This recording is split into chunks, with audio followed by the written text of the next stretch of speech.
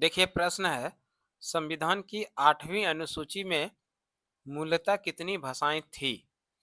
प्रश्न पूछा गया भारतीय संविधान की जो 8वीं अनुसूची थी, इस 8वीं अनुसूची में मूलतः कितनी भाषाएं थी? तो इसमें जो मूलतः भाषाएं थी वो 14 भाषा। और यहाँ पर देखिए ऑप्शन डी में है 14। तो इस प्रश्न का जो सही आंसर होगा वो हो जाएगा option A is the right answer. दूसरा प्रश्न है, भारत के संविधान द्वारा कितनी भाषाएं स्वीकृत है? यानी भारतीय संविधान की जो 8वीं अनुसूची है, इस 8वीं अनुसूची में कितनी भाषाएं को स्वीकृति प्रदान की गई है? तो ये अभी वर्तमान में कुल मिला के 22 भाषा को स्वीकृति प्रदान की गई है। और 22 देखिए ऑप्शन सी में है, तो प्रश्न का सही आंसर हो जाएगा option C is the right answer. अगला प्रश्न है, संविधान की 8वीं अनुसूची में शामिल की गई 4 नई भाषाएं हैं। संविधान की 8वीं अनुसूची में शामिल की गई 4 नई भाषाएं जो है, ये है संथाली, मैथिली, बोडो और डोगरी। संथाली, मैथिली, बोडो और डोगरी ऑप्शन डी में है, तो प्रश्न का सही आंसर हो जाएगा option D the right answer. अगला प्रश्न है, भारतीय भाषाओं को कितने प्रमुख वर्गों में बांटा गया है? भारतीय भाषाओं को जो प्रमुख रूप से बांटा गया है, ये कुल मिला के 4 वर्गों में बांटा गया है। और 4 देखिए ऑप्शन बी में है, तो प्रश्न का सही आंसर होगा option B is the right answer. अगला प्रश्न है, निम्न में से किस समूह की भाषा को भारत में सबसे अधिक लोग बोलते हैं? निम्न में से किस समूह की भाषा को भारत में सबसे अधिक लोग बोलते हैं? तो वो है भारतीय आर्य। और भारतीय आर्य देखिए ऑप्शन ए में है, तो प्रश्न का सही आंसर हो जाएगा option A is the right answer. अगला प्रश्न है, भारत में सबसे कम बोला जाने वाला भारत भाषाई समूह है। भारत में सबसे कम बोला जाने वाला भाषाई समूह जो है वो है चीनी तिब्बती, जो कि ऑप्शन डी में है चीनी तिब्बती। तो प्रश्न का सही आंसर होगा option D is the right answer. अगला प्रश्न है, ऑस्ट्रिक भाषा समूह की भाषाओं को बोलने वालों को कहा जाता है? ऑस्ट्रिक भाषा समूह की भाषाओं को बोलने वालों को जो कहा जाता है वो कहा जाता है निषाद। और निषाद देखिए ऑप्शन बी में है, तो प्रश्न का सही आंसर हो जाएगा option B is the right answer. अगला प्रश्न है, चीनी तिब्बती भाषा समूह की भाषाओं को बोलने वालों को कहा जाता है? चीनी तब चीनी तिब्बती भाषा समूह को भाषाओं को बोलने वालों को जो कहा जाता है वो कहा जाता है किरात। और किरात देखिए ऑप्शन ए में है, तो प्रश्न का सही आंसर हो जाएगा option A is the right answer. अगला प्रश्न है, द्रविड़ भाषाओं में सर्वाधिक बोले जाने वाली भाषा है? द्रविड़ भाषाओं में सर्वाधिक बोले जाने वाली भाषा है तेलुगु। और तेलुगु देखिए ऑप्शन बी में है, तो प्रश्न का जो सही आंसर होगा हो जाएगा option B is the right answer. अगला प्रश्न है, कौन सी भाषा भाषा समूह में शामिल नहीं है? कौन सी भाषा ऑस्ट्रिक भाषा समूह में शामिल नहीं है? ये भाषा है ओरांव। ओरांव देखिए ऑप्शन डी में है, तो प्रश्न का सही आंसर हो जाएगा option D is the right answer. अगला प्रश्न है, किस भाषा को द्रविड़ परिवार की सभी भाषाओं की जननी कहा जाता है? किस भाषा को द्रविड़ परिवार की सभी भाषाओं की जननी जो कहा जाता है वो कहा जाता है तमिल को। और तमिल देखिए ऑप्शन ए में है, तो प्रश्न का जो सही आंसर हो जाएगा option A is the right answer. अगला प्रश्न में है, किस भाषा को भारतीय आर्य भाषाओं की जननी यानी भारतीय आर्य संस्कृति का आधार देव भाषा आदि नामों से जाना जाता है? प्रश्न दिया गया, किस भाषा को भारतीय आर्य भाषाओं की जननी यानी भारतीय आर्य संस्कृति का आधार देव भाषा आदि नामों से जाना जाता है? तो ये जो भाषा है ये है संस्कृत भाषा। और संस्कृत ऑप्शन सी में है, तो प्रश्न का सही आंसर हो जाएगा option C is the right answer. अगला प्रश्न है, संस्कृत में सर्वाधिक प्रभावित द्रविड़ भाषा है? संस्कृत से सर्वाधिक प्रभावित द्रविड़ भाषा जो है वो है तेलुगु। और तेलुगु देखिए ऑप्शन बी में है, तो प्रश्न का सही आंसर होगा option B is the right answer. अगला प्रश्न है, भारतीय संविधान के अनुसार यहाँ की राजभाषा है? भारतीय संविधान के अनुसार यहाँ की जो राजभाषा है वो है हिंदी। और हिंदी देखिए ऑप्शन बी में है, तो प्रश्न का सही आंसर हो जाएगा option B is the right answer. अगला प्रश्न है, भाषा के संबंध में हिंदी शब्द का प्रयोग सर्वप्रथम किसने किया? भाषा के संबंध में हिंदी शब्द का प्रयोग जो सर्वप्रथम किया था वो किया था अमीर खुसरो ने।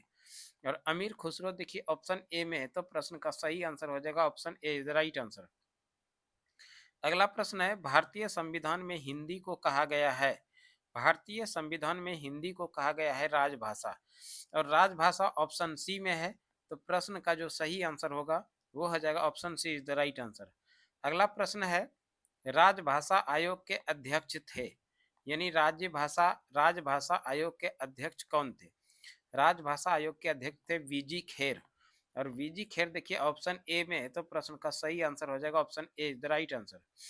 अगला प्रश्न है, उर्दू किस भाषा का शब्द है? उर्दू किस भाषा का शब्द है? उर्दू जो है तुर्की भाषा का शब्द है, और तुर्की ऑप्शन ए में है, तो प्रश्न का जो सही आंसर होगा वो option A is the right answer हो जाएगा। अगला प्रश्न है, मुगल काल में किस भाषा को रेख्ता कहा गया है? मुगल काल में किस भाषा को रेख्ता कहा गया? तो ये भाषा जो है उर्दू भाषा है, उर्दू है ये, और उर्दू देखिए ऑप्शन ए में है, तो प्रश्न का सही आंसर हो जाएगा option A is the right answer. अगला प्रश्न है, मुगल काल की राजकीय भाषा थी, मुगल काल की राजकीय भाषा कौन सी थी? मुगल काल की राजकीय भाषा फारसी थी, और फारसी ऑप्शन बी में है, तो प्रश्न का जो सही आंसर हो जाएगा option B is the right answer. अगला प्रश्न है, निम्नलिखित में से किस भाषा में निम्नलिखित में से किस राज्य में निम्नलिखित में से किस राज्य में संस्कृत भाषा को राज्य की द्वितीय राजकीय भाषा दर्जा प्रदान किया गया है? निम्नलिखित में से किस राज्य में संस्कृत भाषा को राज्य की द्वितीय राजभाषा का दर्जा प्रदान किया गया? तो ये राज्य है उत्तराखंड, और उत्तराखंड देखिए ऑप्शन डी में है, प्रश्न का सही आंसर हो जाएगा option D is the right answer. अगला प्रश्न है, दक्षिण भारत में हिंदी भाषा के क्षेत्र में किसने प्रचार प्रसार किया? दक्षिण भारत में हिंदी भाषा का जो प्रचार प्रसार किया था, हिंदी भाषा के क्षेत्र में जो प्रचार प्रसार किया था वो किया था सी राजगोपालाचारी ने, और यहाँ पर सी राजगोपालाचारी ऑप्शन सी में है, तो प्रश्न का सही आंसर हो जाएगा option C is the right answer. अगला प्रश्न है, हिंदी के पश्चात भारत की दूसरी सर्वाधिक बोले जाने वाली भाषा है? हिंदी के पश्चात भारत में की दूसरी सर्वाधिक बोले जाने वाली भाषा बांग्ला है, और बांग्ला देखिए ऑप्शन सी में है, तो प्रश्न का सही आंसर हो जाएगा option C is the right answer. अगला प्रश्न है, दक्षिण भारत की सर्वाधिक प्राचीन भाषा है? दक्षिण भारत की सर्वाधिक प्राचीन भाषा, तो वो भाषा तमिल भाषा है, और तमिल देखिए ऑप्शन ए में है, तो प्रश्न का जो सही आंसर हो जाएगा option A is the right answer. अगला प्रश्न है, भारत की भारत की किस भाषा को इटालियन ऑफ द ईस्ट कहा जाता है? यानी भारत की किस भाषा को इटालियन ऑफ द ईस्ट कहा जाता है? तो इटालियन ऑफ द ईस्ट जो कहा जाता है भारत की भाषा वो है तेलुगु, और तेलुगु ऑप्शन सी में है, तो प्रश्न का सही आंसर हो जाएगा option C is the right answer. अगला प्रश्न है, देश के एकमात्र किस राज्य की राजभाषा अंग्रेजी है? देश की एकमात्र किस राज्य की राजभाषा अंग्रेजी है?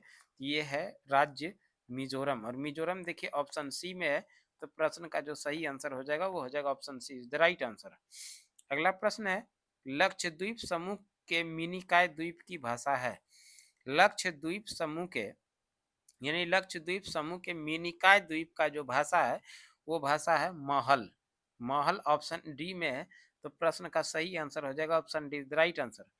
अगला प्रश्न है, डोगरी भाषा मुख्य रूप से कहाँ बोली जाती है? डोगरी भाषा मुख्य रूप से जो बोली जाती है वो जम्मू कश्मीर में, और जम्मू कश्मीर देखिए ऑप्शन बी में है, तो प्रश्न का सही आंसर हो जाएगा option B is the right answer. अगला प्रश्न है, भारत के किस प्रांत में कोंकणी भाषा बोली जाती है? भारत के किस प्रांत में कोंकणी भाषा बोली जाती है? तो ये प्रांत है महाराष्ट्र तथा गोवा, महाराष्ट्र तथा गोवा देखिए ऑप्शन बी में है, तो प्रश्न का सही आंसर होगा option B is the right answer. अगला प्रश्न है, आंध्र प्रदेश की राजकीय भाषा है? आंध्र प्रदेश की राजकीय भाषा तेलुगु है, और तेलुगु ऑप्शन बी में है, तो प्रश्न का जो सही आंसर हो जाएगा वो हो जाएगा option B is the right answer. अगला प्रश्न है, केरल की राजकीय भाषा है? केरल की जो राजकीय भाषा है वो मलयालम, और मलयालम ऑप्शन सी में है, तो प्रश्न का सही आंसर हो जाएगा option see the right answer. अगला प्रश्न है, नागालैंड की राजकीय भाषा है।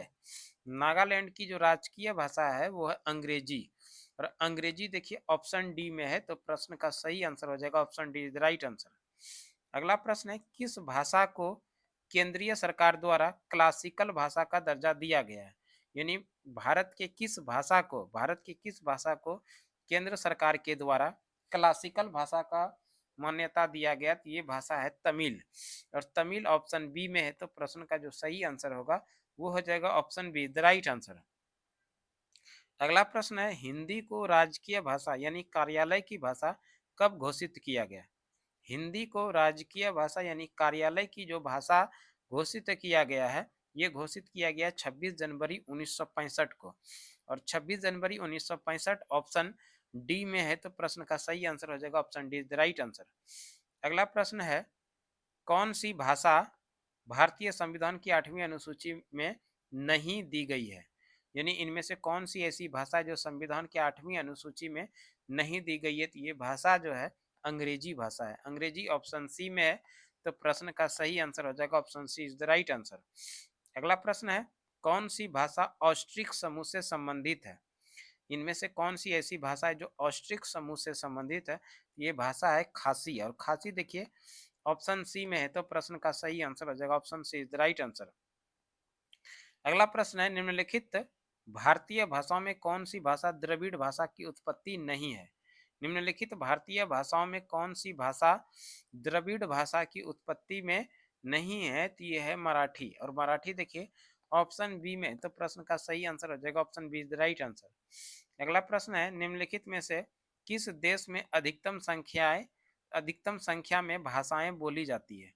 निम्नलिखित में से किस देश में अधिकतम संख्या में भाषाएं बोली जाती है, तो ये है भारत। और भारत ऑप्शन सी में है, तो प्रश्न का सही आंसर हो जाएगा option C is the right answer. अगला प्रश्न है, अंग्रेजी भाषा को भारत में शिक्षा के माध्यम के रूप में आरंभ किया गया। अंग्रेजी भाषा को भारत में शिक्षा के माध्यम के रूप में जो आरंभ किया गया, ये लॉर्ड मैकाले द्वारा। और लॉर्ड मैकाले आयोग के द्वारा, लॉर्ड मैकाले द्वारा देखिए ऑप्शन ए में है, तो प्रश्न का सही आंसर हो जाएगा option A is the right answer. अगला प्रश्न है, केंद्रीय भारतीय भाषा संस्थान कहाँ स्थित है। केंद्रीय भारतीय भाषा संस्थान स्थित है मैसूर में। और मैसूर ऑप्शन सी में है, तो प्रश्न का सही आंसर हो जाएगा option C is the right answer. अगला प्रश्न है, भारत का प्राचीनतम भाषा है। भारत का प्राचीनतम भाषा जो है वो है संस्कृत भाषा। और संस्कृत देखिए ऑप्शन सी में है, तो प्रश्न का सही आंसर हो जाएगा option C is the right answer. अगला प्रश्न है, कौन सी भाषा देव भाषा है। यानी इनमें से कौन सी ऐसी भाषा है जो देव भाषा के रूप में जाना जाता है। ये संस्कृत भाषा जो है इसको देव भाषा के रूप में जाना जाता है। संस्कृत ऑप्शन सी में है, तो प्रश्न का सही आंसर हो जाएगा option C is the right answer. अगला प्रश्न है, चोल शासकों की भाषा क्या थी। चोल शासकों की जो भाषा थी वो तमिल था। और तमिल ऑप्शन सी में है, तो प्रश्न का सही आंसर हो जाएगा option C is the right answer.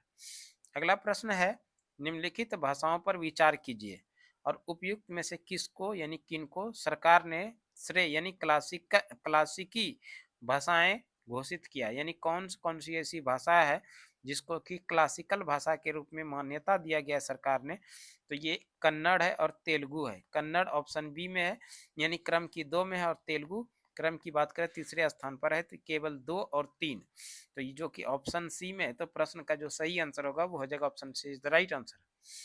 अगला प्रश्न है, भारत की तीसरी सर्वाधिक बोली जाने वाली भाषा है। भारत की तीसरी सर्वाधिक बोले जाने वाली भाषा तेलुगु है। और तेलुगु ऑप्शन ए में है, तो प्रश्न का सही आंसर हो जाएगा option A is the right answer.